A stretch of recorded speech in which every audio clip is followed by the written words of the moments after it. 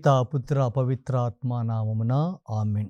క్రీస్తునాథుని యందు ప్రియమైనటువంటి సహోదరి సహోదరులారా, తపస్కాలపు సందేశములకు స్వాగతం, సుస్వాగతం, ఘన స్వాగతం.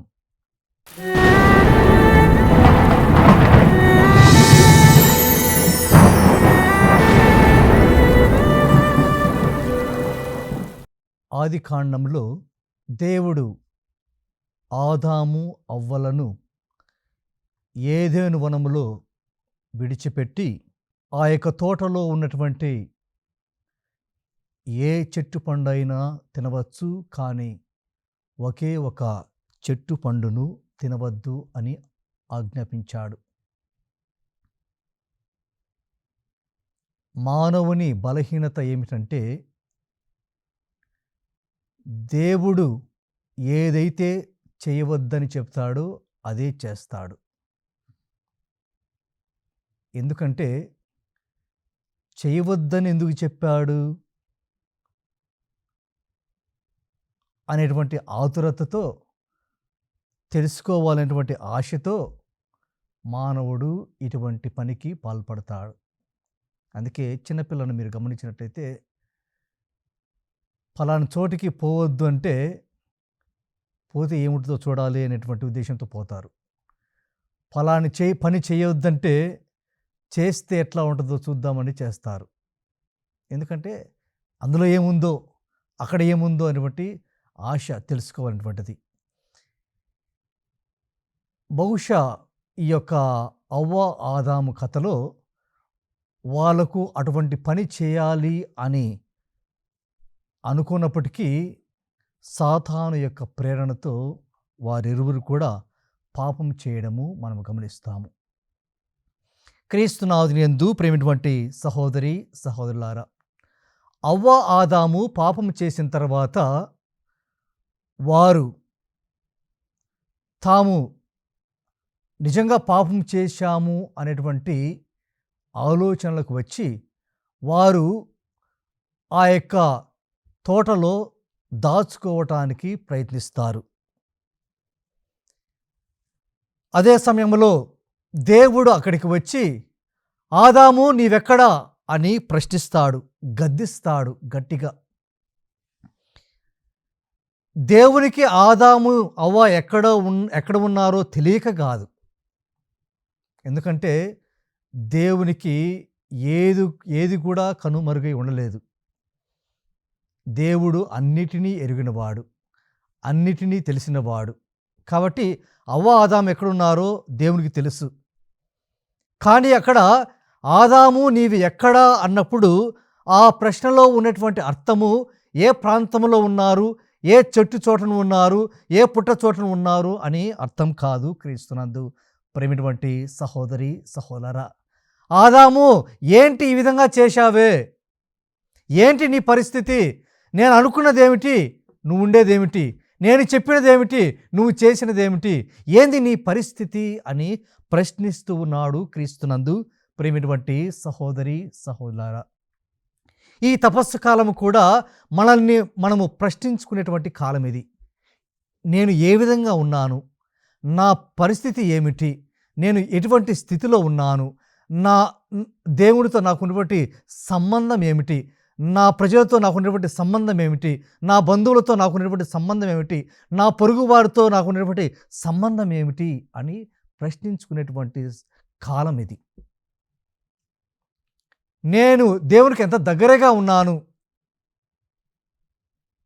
నేను ఎటువంటి జీవితాన్ని జీవిస్తున్నాను, ఎటువంటి పరిస్థితిలో ఉన్నాను అని మనల్ని మనము పరీక్షించుకునేటువంటి కాలము, తెలుసుకోవటానికి ప్రయత్నం చేసేటువంటి కాలము ఇది. క్రీస్తునందు ప్రేమైనటువంటి సహోదరి సహోదరు, అంటే ఆదాము దేవునితో సంబంధం కోల్పోయాడు. ఆ సమయంలో పాపం చేసిన తర్వాత ఆదాము దేవునితో సంబంధాన్ని కోల్పోయాడు. అందుకు దేవుడు ప్రశ్నిస్తున్నాడు, ఎందుకు ఈ విధంగా చేశావు, ఎందుకు నాకు దూరం అయ్యావు అని ప్రశ్నిస్తున్నాడు. క్రీస్తునందు ప్రేమైనటువంటి సహోదరి సహోదరులారా, వారు దాచుకోవడానికి ప్రయత్నం చేశారు. నేను ఇక్కడ ఉంటే ఆయనకు కనపడంలే, ఇక్కడ ఉంటే ఆయన చూడలేడులే అని అనుకొని చెట్టుకొకరు పుట్టకొకరు ఉండడము మనము గమనిస్తున్నాము. క్రీస్తునందు ప్రియమైనటువంటి సహోదరి సహోదరులారా, అంటే ఒక వ్యక్తి పాపం చేయటానికి ఎవరు కూడా పగటిని సమీపించరు, వెలుగును సమీపించరు. ఏ వ్యక్తి అయినా పాపం చేయాలనుకుంటే ఖచ్చితంగా చీకటిని ఎన్నుకుంటాడు, ఖచ్చితంగా ఒంటరితనాన్ని ఎన్నుకుంటాడు, ఖచ్చితంగా ఎవరు లేనటువంటి ప్రదేశాన్ని ఎన్నుకుంటాడు, ఖచ్చితంగా ఎవరు రానటువంటి ప్రదేశాన్ని ఎన్నుకుంటాడు. క్రీస్తునందు ప్రేమైనటువంటి సహోదరి సహోదరా, దీనినే నేను చీకటి జీవితం అంటాను, చీకటి బ్రతుకు. అందుకే ఈ అవ్వ ఆదాము ఒక ఎవరు రానటువంటి, ఎవరు చూడలేనటువంటి చెట్టు దగ్గరికి పుట్ట దగ్గరికి వెళ్ళి దాంకోవడము మనం గమనిస్తున్నాము. క్రీస్తునాథునందు ప్రియమైనటువంటి సహోదరి సహోదరులారా, సమరయ స్త్రీ జీవితాన్ని మనము చూసినట్లయితే బైబిల్ గ్రంథంలో మనము చూస్తాము. ఆమె ఒకరోజు మిట్ట మధ్యాహ్నము, ఎవరు తిరగనటువంటి సమయము, ఎవరు అక్కడికి రానటువంటి ప్రాంతము ఆమె ఎన్నుకొని ఆ రోజు ఆ బావి దగ్గరికి రావడము మనము చదువుతాము. ఎందుకు అటువంటి సమయాన్ని ఎన్నుకున్నది? ఎందుకు అటువంటి ప్రాంతాన్ని ఎన్నుకున్నది? ఎందుకంటే పాపం చేయటానికి ఆమెకు కావలసినటువంటి ప్రాంతము ఎవరు ఉండకూడని ప్రాంతము, ఎవరు చూడకూడనటువంటి ప్రాంతము, రహస్యమైనటువంటి ప్రాంతము. క్రీస్తునందు ప్రియమైనటువంటి సహోదరి సహోదరులారా, దీనిని మనము చీకటి బ్రతుకు అని అంటాము. ఈ తపస్సు కాలములో ఈ యొక్క చీకటి బ్రతుకు నుండి మనము బయటపడాలి, చీకటి బ్రతుకును వదిలిపెట్టాలి. చీకటి పనులు ఒక వ్యక్తి ఎప్పుడు చేస్తాడు అంటే, తన హృదయంలో చీకటి ఉన్నప్పుడు చీకటి పనులు చేస్తాడు. తన హృదయంలో చీకటి ఉన్నప్పుడు చీకటి పనులను చేస్తాడు. క్రీస్తునందు ప్రియమైనటువంటి సహోదరి సహోదరులారా, అందుకే పౌలు గారు అంటారు, ఇక మీదట మీరు చీకటి పనులను వదిలిపెట్టి వెలుగుకు సంబంధించినటువంటి బిడలుగా జీవించండి. చీకటి ముగియవచ్చినది, పగలు సమీపిస్తున్నది. క్రీస్తునాథుని యందు ప్రియమైనటువంటి సహోదరి సహోదరులారా, ఏమిటి ఈ చీకటి పనులు? ఎవరైనా దొంగతనం చేయాలంటే ఉదయాన్నే ఎవరు దొంగతనానికి రారు. ఏ దొంగ అయినా ఖచ్చితంగా రాత్రిలోనే వస్తాడు, లేకపోతే ఎవరు లేనటువంటి ప్రాంతంలో, ఎవరు చూడనటువంటి ప్రాంతంలో వస్తాడు. అదే ఒక వ్యభిచారం చేయాలంటే ఒక వ్యక్తి ఎవడు కూడా పగటిపూట కానీ లేకపోతే వెలుతురున్న దగ్గర వ్యభిచారం చేయడు. వ్యభిచారం చేసేవాడు కూడా చీకట్లోనే చేస్తాడు. అందుకే దీనిని చీకటి బ్రతుకు అని అంటాము. కాబట్టి పాపం చేసేటువంటి ప్రతి వ్యక్తి కూడా చీకటిలో ఉన్నాడు అని అర్థం. పాపం చేసేటువంటి వ్యక్తి అందుకే చీకటిని సమీపిస్తాడు, రాత్రిని సమీపిస్తాడు. క్రీస్తునందు ప్రియమైనటువంటి సహోదరి సహోదరులారా, అందుకే ప్రభు ఈరోజు ఈ కాలంలో మన నుండి కోరుకునేది, చీకటి నుండి వెలుగునకు రండి. చీకటి ప్రాంతాన్ని, చీకటి సమయాన్ని, చీకటి పనులను వదిలిపెట్టండి అని కోరుతున్నాడు. క్రీస్తునందు ప్రియమైనటువంటి సహోదరి సహోదరులారా, మరి మన హృదయం నుండి చీకటిని తొలగించాలంటే ముందు చీకటి పనులను వదులుకోవాలంటే మనలో ఉన్నటువంటి చీకటిని తొలగించాలి. మనలో ఉన్నటువంటి చీకటిని తొలగించాలి. మరి మనలో ఉన్నటువంటి చీకటిని తొలగించాలంటే మనం ఏం చేయాలంటే మన హృదయంలో వెలుగుని నింపుకోవాలి. మన హృదయంలో వెలుగుని నింపుకోవాలి. అందుకే మనము మన ఇంట్లో కరెంటు పోతానే ఒక టార్చ్ లైటో, ఒక క్రొవ్వొత్తో వెలిగిస్తాము. ఈ మధ్య అందరూ సెల్ ఫోన్లో ఉండబట్టి లైట్ను వాడుతున్నారు. ఎందుకంటే ఆ చీకటిని పారద్రోలడానికి, ఆ చీకటిని పారద్రోలడానికి, వెలుగులోకి ప్రవేశించడానికి. కాబట్టి హృదయం కూడా, మన హృదయంలో ఉన్నటువంటి చీకటిని మనము తొలగించాలంటే హృదయంలో వెలుగు రావాలి. హృదయము వెలుగుతో నింపబడాలి. యేసు ప్రభువు అంటున్నాడు, నేనే లోకానికి వెలుగు, నేనే లోకానికి వెలుగు.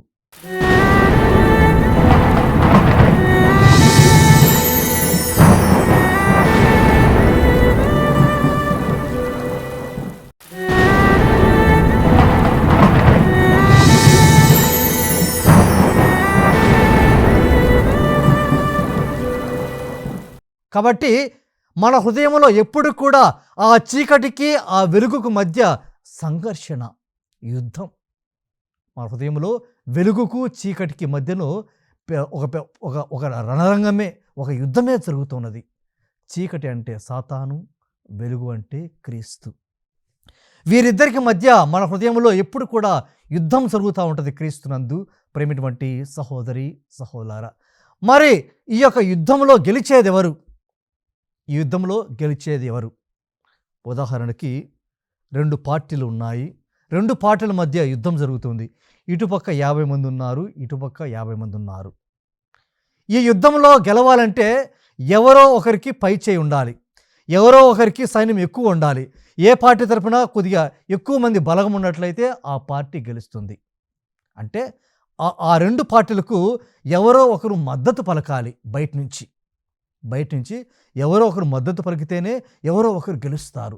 అదేవిధంగా మన జీవితంలో మన యొక్క హృదయంలో ఉన్నటువంటి ఈ యొక్క యుద్ధం, ఈ యొక్క చీకటికి, ఈ యొక్క వెలుగునకు మధ్య జరిగేటువంటి యుద్ధంలో, యేసుక్రీస్తుకు సైతానుకు జరిగేటువంటి యుద్ధంలో మనము ఎవరికైతే మద్దతు పలుకుతామో వాళ్ళే గెలుస్తారు. నీవు క్రీస్తుకు సపోర్ట్ చేసినట్లయితే, క్రీస్తుకు మద్దతు పలికినట్లయితే క్రీస్తు గెలుస్తాడు. నీవు చీకటికి మద్దతు పలికినట్లయితే, చీకటికి సైతానుకు నీవు సపోర్ట్ చేసినట్లయితే ఆ చీకటి, ఆ సైతాను గెలుస్తుంది. క్రీస్తునందు ప్రేమైనటువంటి సహోదరి సహోదరా, బాలు నీ కోర్టులో ఉంది. నీవు ఇటువైపు వేస్తే అటువైపు ఆ బాల్ వెళుతుంది, ఆ బంతి వెళుతుంది. కాబట్టి ఇప్పుడు ఈ యొక్క దేవుడు మనకు అవకాశం ఇస్తున్నాడు, అవకాశం ఇస్తూ మన నుండి ఆశిస్తున్నాడు. నన్ను నీవు గెలిపించాలని కోరుకుంటున్నాడు. క్రీస్తునందు ప్రేమైనటువంటి సహోదరి సహోదరా, మరి ఏ విధంగా నీవు క్రీస్తుని గెలిపించగలవు? ఏ విధంగా నీవు క్రీస్తు యొక్క వెలుగును పొందగలవు? మన జ్ఞానస్నాన సమయంలో గురువు చెప్తాడు, మన చేతికి వెలుగుచున్నటువంటి క్రొవ్వొత్తినిస్తూ ఈ యొక్క దీపాన్ని ఎల్లప్పుడూ వెలుగుచుండనిండు అని అంటాడు. ఈ దీపాన్ని ఎప్పుడు కూడా వెలుగుచుండనిండు అని అంటాడు. క్రీస్తునందు ప్రియమైనటువంటి సహోదరి సహోదరా, మనము ఆ యొక్క వెలుగును ఎల్లప్పుడూ కూడా కాపాడుకోగలగాలి.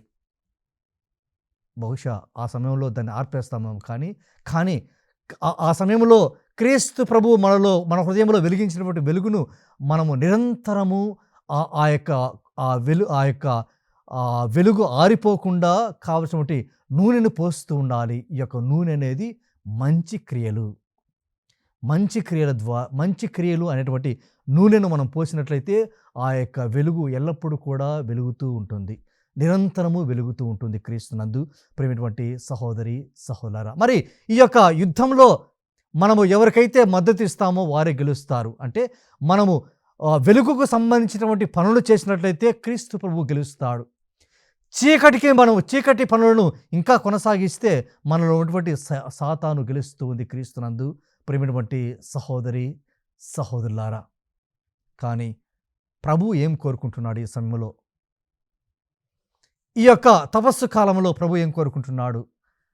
ఇదిగో ఇక మీదట మీరు చీకటికి సంబంధించినటువంటి బిడ్డలు కాకుండా వెలుగుకు సంబంధించినటువంటి బిడ్డలుగా మారండి. పగటికి సంబంధించినటువంటి పనులు చేయండి, మంచి పనులు చేయండి అని కోరుకుంటున్నాడు క్రీస్తునందు ప్రియమైనటువంటి సహోదరి సహోదరులారా. అంటే పాపాన్ని విడిచిపెట్టండి, పాపాన్ని దూరంగా పెట్టండి, పాప జీవితములకు దూరంగా ఉండండి అని కోరుకుంటున్నాడు క్రీస్తునందు ప్రియమైనటువంటి సహోదరి సహోదరులారా. కాబట్టి ఈ తపస్సు కాలంలో మనమంతా కూడా మనలో చెలరేగేటువంటి మన హృదయంలో మొలిచేటువంటి ప్రతి పాపపు ఆలోచనను, చీకటి ఆలోచనను తొలగించడానికి ప్రయత్నం చేద్దాం. మనము ఇంతవరకు పెంచి పోషించినటువంటి పాపపు మోహ తలంపులను తొలగించుకోవటానికి ప్రయత్నం చేద్దాం. ఇన్ని రోజులు మనమంతా కూడా పాపంలో కూరుకొని పోయి ఉన్నాము కదా, ఇకనైనా ఆ ఊబి నుండి బయటికి రావడానికి ప్రయత్నం చేద్దాం. ఎందుకంటే క్రీస్తు ప్రభు మన నుండి ఇవే ఆశిస్తున్నాడు. వెలుగుకు సంబంధించినటువంటి పనులను ఆశిస్తున్నాడు. ఏమిటి వెలుగునకు సంబంధించినటువంటి పనులు, వెలుగునకు సంబంధించినటువంటి క్రియలు? ప్రార్థన చేసుకోవడం. మనము ప్రార్థనలో ఉన్నామంటే వెలుగులో ఉన్నాము అని అర్థం. ఉపవాసాలు చేస్తున్నామంటే వెలుగులో ఉన్నాము అని అర్థం. దాన ధర్మాలు చేస్తున్నామంటే వెలుగులో ఉన్నాము అని అర్థము క్రీస్తునందు ప్రియమైనటువంటి సహోదరి సహోదరులారా. దేవుని సన్నిధిలో ఉన్నాము అని అర్థము. ఎవరైతే దేవుని సన్నిధిలో ఉంటారో వారందరూ కూడా నిరంతరము వెలుగులో ఉన్నవారే, నిరంతరము వెలుగులో ఉన్నవారే. దేవుని సన్నిధిలో ఉన్నప్పుడు మన చీకటి జీవితము మనకు తెలియపరుస్తుంది, తెలుసుకుంటాం. మనము చీకటిలో ఉన్నాము అనేటువంటి విషయాన్ని తెలుసుకుంటాము. అందుకే సమరయ స్త్రీ ఎప్పుడైతే యేసు ప్రభు యొక్క సన్నిధిలో ఉన్నదో అప్పుడే ఆమె యొక్క పాప జీవితాన్ని ఆమె తెలుసుకోగలిగింది. ఆమె దేవుని సన్నిధిలో, యేసు ప్రభు సన్నిధిలో ఉన్నది కాబట్టి యేసు ప్రభు ఆమెలో ఉన్నటువంటి పాపాన్ని ఆమెకు తెలియజేయగలిగాడు. కాబట్టి మన యొక్క పాప జీవితాన్ని మనము ఎప్పుడు తెలుసుకోగలము? మనము కూడా యేసు ప్రభు సన్నిధిలో ఉన్నప్పుడు మన పాప జీవితాన్ని మనము తెలుసుకోగలము క్రీస్తునందు ప్రియమైనటువంటి సహోదరి సహోదరులారా. కాబట్టి ఆయన మాత్రమే మనలో ఉన్నటువంటి చీకటిని పారద్రోయగలడు. ఆయన మాత్రమే మనలో ఉన్నటువంటి చీకటిని తొలగించడానికి సహాయం చేయగలడు క్రీస్తునందు ప్రియమైనటువంటి సహోదరి సహోదరులారా. ఎందుకంటే ఆయనే లోకానికి వెలుగు, ఆయనే లోకానికి వెలుగు. ఈ లోకంలో ఉన్నటువంటి ఈ యొక్క చీకటిని తొలగించడానికి వచ్చినటువంటి ఒక ధ్రువతార, ఒక వెలుగు క్రీస్తు ప్రభువు క్రీస్తునందు ప్రియమైనటువంటి సహోదరి సహోదరులారా. కాబట్టి మనము మన యొక్క హృదయంలో ఉన్నటువంటి చీకటిని తొలగించడానికి ఒక చక్కటి దీపాన్ని వెలిగించాలి, ఒక చక్కటి దీపాన్ని వెలిగించాలి. ఆ దీపాన్ని ఎప్పుడు కూడా ఆరిపోకుండా చూసుకోవాలి. ఆ దీపం ఎప్పుడు కూడా ఆరిపోకుండా చూసుకోవాలి. ఆ దీపము ఆరిపోకుండా చూసుకోవాలంటే ఆ యొక్క దీపానికి కావాల్సినటువంటి నూనెను ప్రతిదినము పోస్తూ ఉండాలి. అదే ప్రార్థన, అదే ఉపవాసము, అదే దాన ధర్మాలు క్రీస్తునందు ప్రియమైనటువంటి సహోదరి సహోదరులారా. కాబట్టి మనము యేసు ప్రభువు సన్నిధిలో ఉన్నట్లయితే వెలుగులో ఉన్నవారమవుతాము. యేసు ప్రభు సన్నిధిలో ఉన్నట్లయితే మనము పాపం చేసేదానికి అవకాశం లేదు. మనం వెలుగులో ఉంటే పాపం చేసేదానికి అవకాశం లేదు. మనము వెలుగుగా ఉండాలి, ఇతరులకు వెలుగును పంచేవారముగా ఉండాలి క్రీస్తునందు ప్రియమైనటువంటి సహోదరి సహోదరులు. అందుకే ప్రభు ఉన్నాడు, మీరు లోకానికి వెలుగు అని అన్నాడు. అంటే మనము దేవుని నుండి స్వీకరించినటువంటి వెలుగును ఇతరులకు పంచగలగాలి. ఏ విధంగా పంచగలము మనము ఆ యొక్క వెలుగును? మన యొక్క మాటల ద్వారా, మన యొక్క చేష్టల ద్వారా, మన యొక్క నడక ద్వారా. మనం మాట్లాడే మాటలు ఇతరులకు దారి చూపించగలగాలి, ఇతరులకు వెలుగును పంచగలగాలి, ఇతరులకు ప్రేమను పంచగలగాలి. మనం చేసేటువంటి చేష్టలు ఇతరులకు సహాయపడాలి. అవి ఇతరుల యొక్క ప్రయోజనాన్ని కోరాలి, ఇతరులకు ఎదుగుదలనివ్వాలి, ఇతరులకు ఆశనివ్వాలి, ఇతరులకు అభివృద్ధినివ్వాలి. క్రీస్తునందు ప్రియమైనటువంటి సహోదరి సహోదరా, అలాగే మనము నడిచేటువంటి బాట ఇతరులకు నీడనివ్వగలగాలి, ఇతరులకు దారి చూపించగలగాలి, ఇతరులకు వెలుగునివ్వగలగాలి. మనం నడిచేటువంటి బాటలో 10 మంది నడవగలగాలి. ఎప్పుడు 10 మంది నడుస్తారు ఒకరి బాటలో? ఒక వ్యక్తి నడిచేటువంటి బాట మంచిదైతే 10 మంది నడుస్తారు. ఒక వ్యక్తి వెలుగులో నడుస్తూ ఉంటే ఆ వెలుగు 10 మందికి వెలుగునిస్తుంది. అందరూ కూడా ఆ వెలుగులో నడవగలుగుతారు. క్రీస్తునందు ప్రియమైనటువంటి సహోదరి సహోదరు, కాబట్టి ఈ యొక్క తపస్సు కాలంలో మనమంతా కూడా చీకటికి దూరంగా ఉందాం. ఒకవేళ చీకటి ఉన్నట్లయితే అందులో దీపాన్ని వెలిగించడానికి ప్రయత్నం చేద్దాం. దానిని వెలుగుతో నింపడానికి ప్రయత్నం చేద్దాం. వెలుగు పుత్రులుగా జీవించడానికి ప్రయత్నం చేద్దాం. 10 మందికి వెలుగునిచ్చినటువంటి బిడ్డలుగా, క్రైస్తవులుగా మనము జీవించడానికి ప్రయత్నం చేద్దాం. క్రీస్తునందు ప్రియమైనటువంటి సహోదరి సహోదరులారా, పిత పుత్ర పవిత్ర ఆత్మ నామమున ఆమేన్.